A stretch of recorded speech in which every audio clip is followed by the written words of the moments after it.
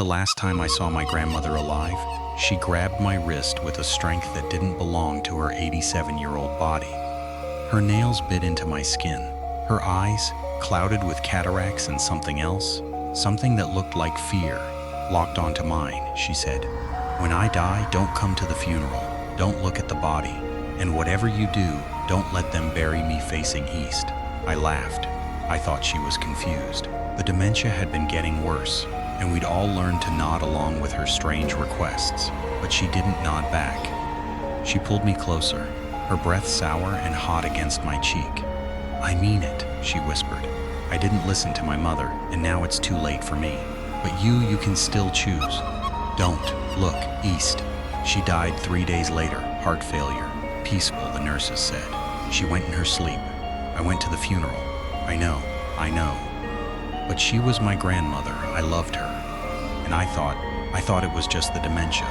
A lifetime of superstition from a woman who grew up in the old country, who still hung garlic over her door and wouldn't walk under ladders.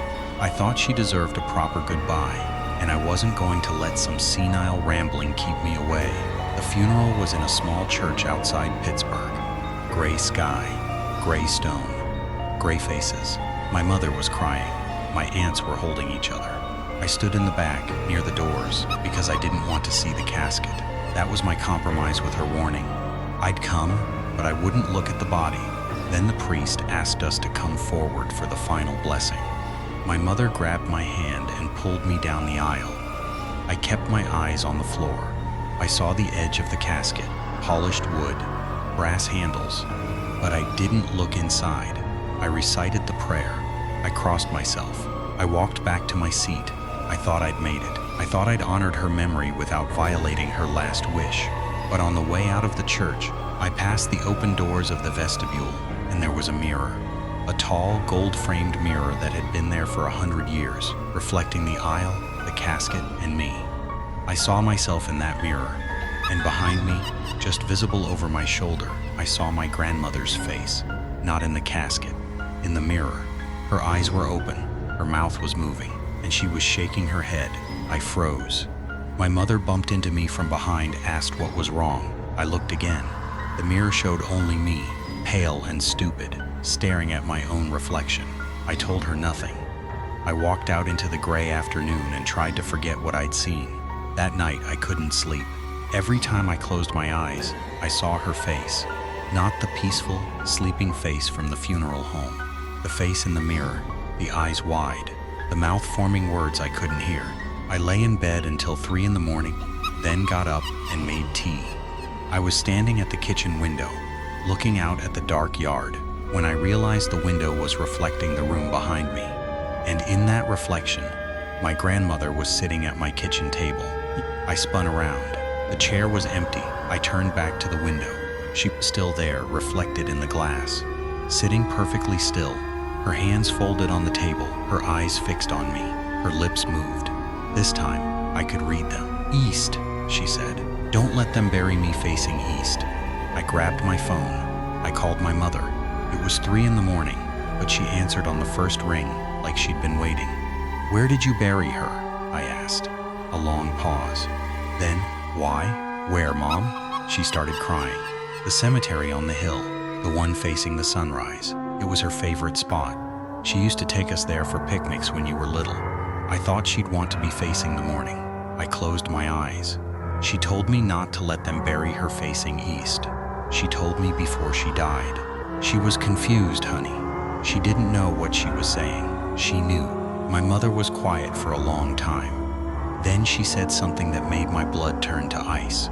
"Your great-grandmother said the same thing before she died. She told Grandma not to bury her facing east. And we didn't listen either.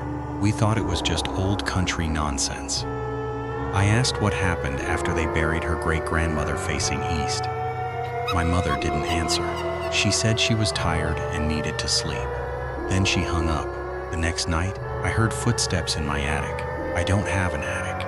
I live in a 1-story ranch with a crawl space so low you can't even fit a raccoon up there. But the footsteps were unmistakable. Slow, heavy, deliberate, walking back and forth above my bedroom ceiling. I lay there listening for an hour. Then they stopped. A door creaked open, a door that didn't exist. Something came down the stairs. I didn't see it. I didn't look. I pulled the covers over my head like a child and squeezed my eyes shut. But I felt it. The temperature in the room dropped so fast that my breath fogged. The mattress depressed at the foot of the bed, like someone had sat down. The springs creaked, and then a hand, cold, dry, papery, touched my ankle through the blanket. I screamed. The hand withdrew. I heard footsteps walking back across the room, climbing stairs that weren't there, closing a door that didn't exist. Then silence. I moved out of that house 3 days later. I didn't pack. I just left. I drove to my mother's place and told her everything. She listened with her face pale and her hands trembling. When I finished, she went to her bedroom and came back with a shoebox. Inside were photographs. Old ones, black and white, faded to sepia. My great-grandmother standing in front of a farmhouse. My great-grandfather holding a shotgun. And a photograph of a grave. A fresh grave, with dirt still piled around it. And a wooden marker that said a name I didn't recognize. "That's your great-great-grandmother," my mother said. "She was the first one. They buried her facing east, against her wishes. 3 nights later, your great-grandmother woke up to find her standing at the foot of her bed. Not a ghost, not a memory. Her, the body. It had climbed out of the grave and walked 3 miles to the farmhouse. It stood there in its funeral dress, with dirt under its nails and leaves in its hair, and it said, "You didn't listen." I stared at the photograph. What happened to it? My mother wouldn't meet my eyes. Your great-grandfather took care of it. The way people did back then. He dug her up again and turned her around, head facing west, and he buried her with a shovel through her heart. Just to be sure, I felt sick. So it's true. The dead come back if you bury them facing east. My mother shook her head. Not the dead. Something else. Something that wears them. Grandma knew. That's why she warned you. Because once it wears you, it doesn't stop. It doesn't go back to the grave. It just waits for the next one. I asked her why she'd buried my grandmother facing east if she knew. She started crying again. Because I didn't believe it. Not really. I thought it was a story. A fairy tale to scare children. And the funeral home. They said the plot on the east side of the cemetery was cheaper. I was trying to save money, honey. I didn't think it would. She stopped. The lights flickered. The temperature in the room dropped. We both looked at the hallway. The door to my mother's bedroom was open. It had been closed, and standing in the doorway was my grandmother. She looked wrong. Her face was the same face I'd seen in the mirror. Eyes too wide, mouth too still. But her body was wrong too. Her arms hung at angles that didn't match her joints. Her feet were bare, caked with dirt. Her funeral dress was torn at the hem, and she was smiling. Not my grandmother's smile. Something else's smile. Something that had learned how to wear a human face the way you'd learn a foreign language. It took a step forward. Its foot made a wet sound on the hardwood. "You didn't listen," it said. Its voice was my grandmother's voice, but slower, thicker, like molasses poured over gravel. But that's okay. I didn't listen either, and now we're together. All of us. All the women who didn't listen. We're in here. We're in her. It tapped its temple. The skin made a hollow sound. My mother grabbed my arm. "Run," she whispered. I didn't run. I couldn't. I stood there frozen as the thing that wore my grandmother walked toward me. It reached out one cold, dry hand and touched my face. The same hand that had touched my ankle in the house I'd abandoned. The same dry, papery skin. The same impossible cold. "You looked in the mirror," it said. "You saw me. And when you see us, we see you. That's the rule. That's always been the rule. Don't look at the body. Don't bury us facing east. And for God's sake, don't look in the mirror after the funeral." But you did all 3, didn't you? You came. You looked. And now you are ours. Its hand moved from my face to my shoulder. I felt something pass from its fingers into my skin. Not pain. Not cold.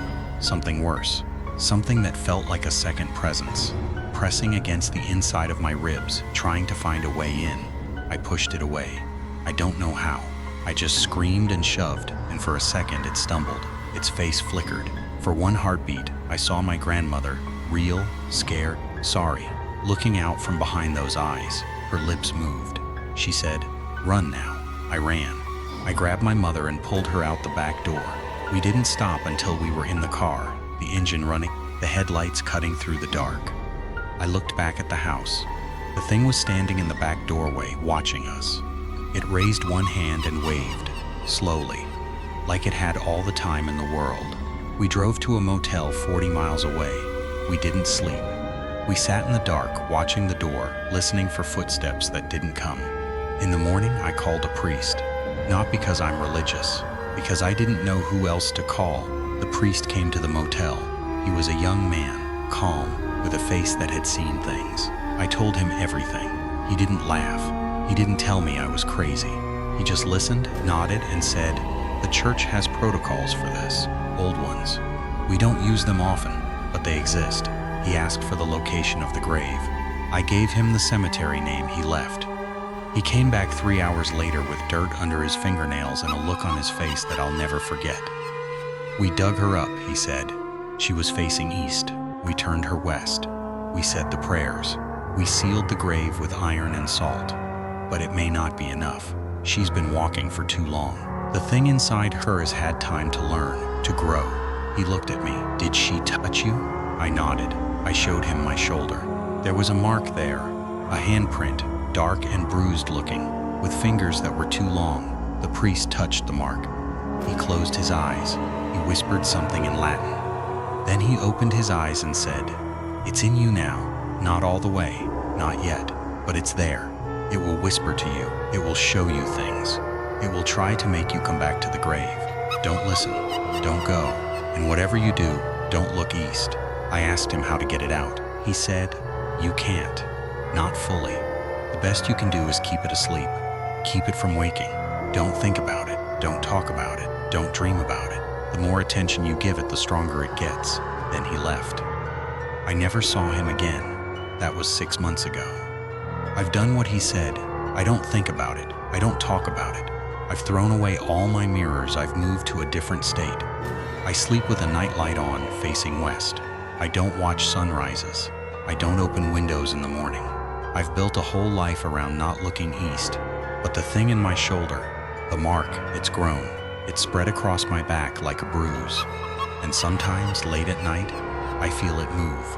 Not like a muscle, like a hand, pressing from the inside, trying to push out. Last night, I woke up because someone was whispering in my ear, my grandmother's voice, slow, thick, wrong.